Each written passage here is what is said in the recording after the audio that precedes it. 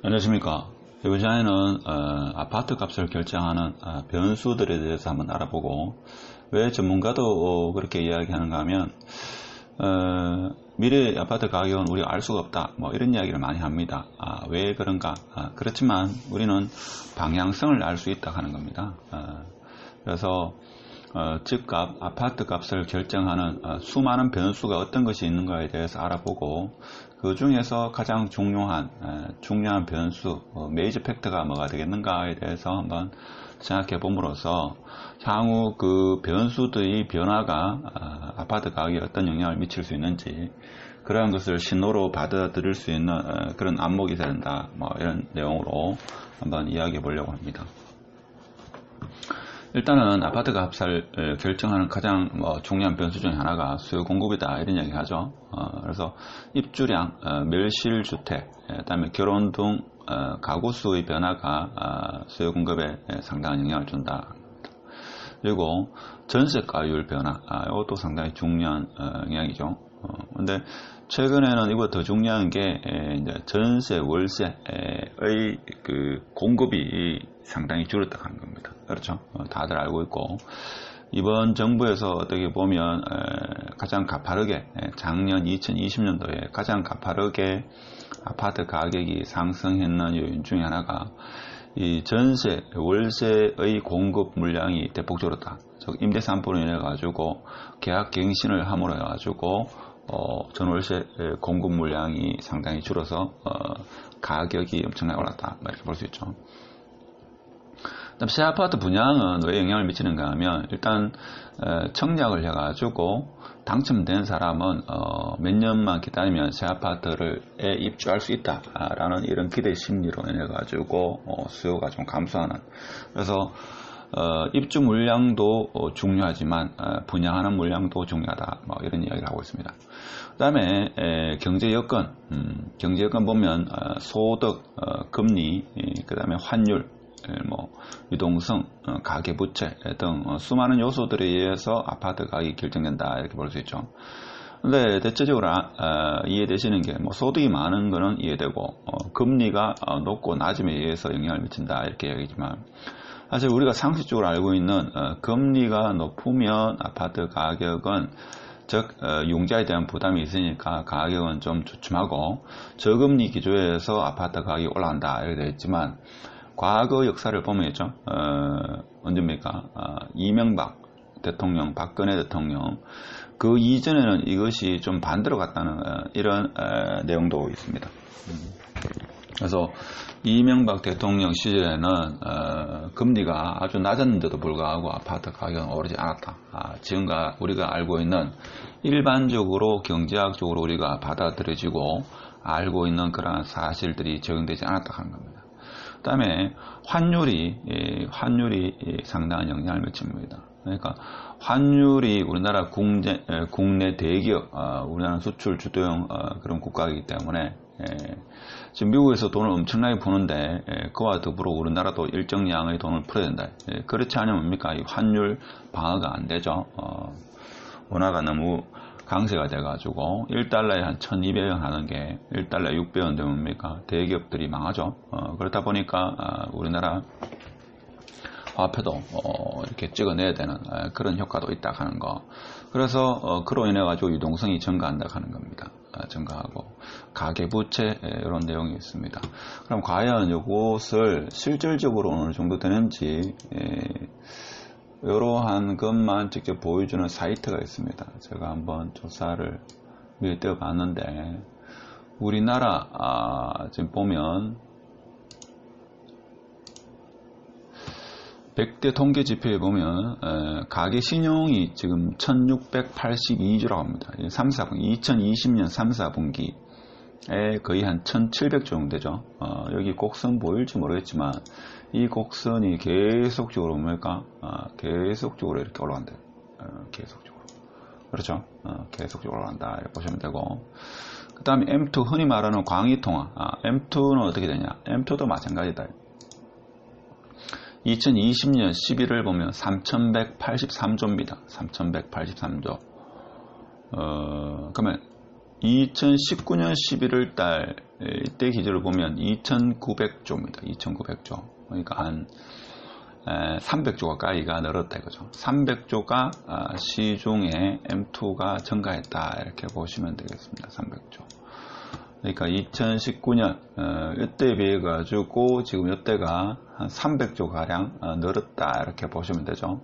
일단 유동성은 계속 풀리고 있다. 계속적으로 풀리고 있다 이렇게 보시면 되겠습니다. 일단 이 사이트가 좀 유용한 사이트더라고요. 제가 보니까 한국은행 경제 통계 시스템 해가지고 우리나라 100대 통계 지표를 한꺼번에 다 볼 수 있는 그런 형태입니다. 그런 형태고, 그 다음에 금리도 보면 물론 다 잘 아시겠지만 기준금리를 보면 역대 기준금리가 이렇게 한꺼번에 나타나고 있죠. 지금 기준금리 지금 나타나네요. 콜금리,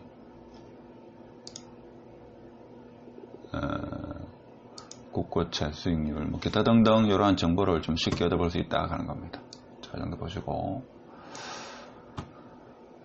일단 두 번째 큰 변수로 경기 여건, 즉 소득, 금리, 환율, 유동성, 가계부채 등이 집값 영향에 상당한 영향을 미친다 하는 겁니다. 자, 이외에도 정부 정책, 원래는 대다수 뭐 전문가들이 하는 이야기가 금리나 이런 것보다도 정부 정책에 의해서 아파트 가격의 변동이 가장 심했다 이런 이야기를 합니다.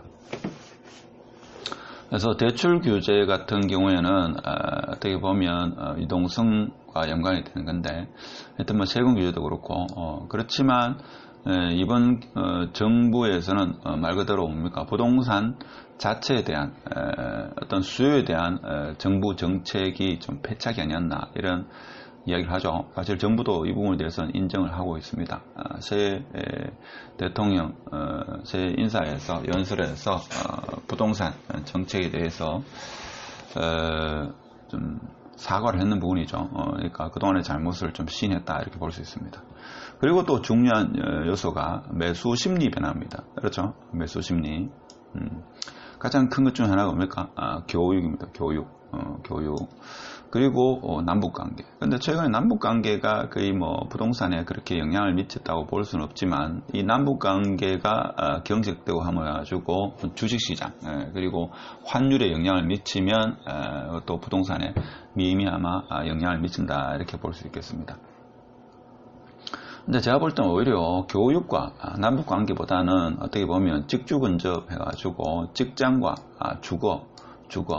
그러니까 여러분이 출퇴근하는 있죠. 직장과 집하고 얼마나 근접되어 있는가.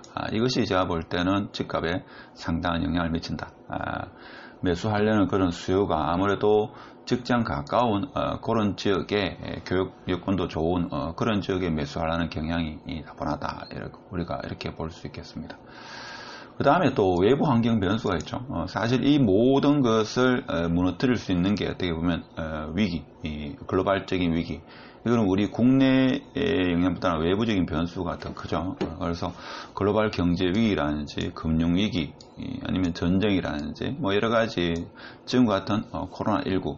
근데 코로나19는 좀 요 경제 위기나 금융 위기와는 좀 성격이 다른 게 전쟁이나 코로나가 아니겠나 싶습니다. 뭐 이럴 때는 지금 현대 통화 이론처럼 뭡니까? 정부가 무제한적으로 돈을 찍어내면 된다. 뭐 돈을 찍어내니까 뭐 모두가 해피하다. 뭐 이렇게 볼 수 있는 거죠.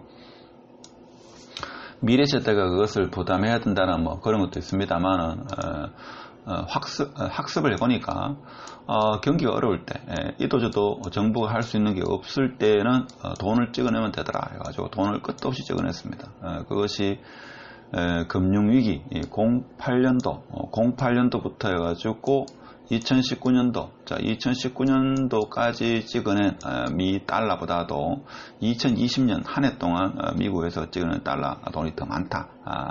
할 정도로 엄청나게 돈을 많이 찍어냈습니다. 이게 이제 현대 통화 이론에 근거해가지고, 어려울 때, 뭐 돈을 찍어내면 된다. 뭐 이렇게 해가지고 지금 막 찍어내고 있죠. 그 누구도 지금 책임을 지고 있지 않습니다.